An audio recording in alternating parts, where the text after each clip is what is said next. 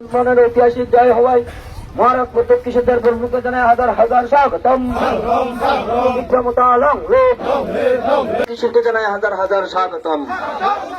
বিক্রমতালং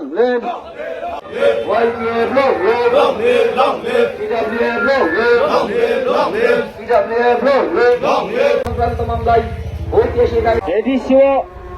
সঠিক কারণে মতেই ইলেকশন খাইনি বাগৈ চিনিবাग्रा हाईकोर्टनि सिमी शुरू खाई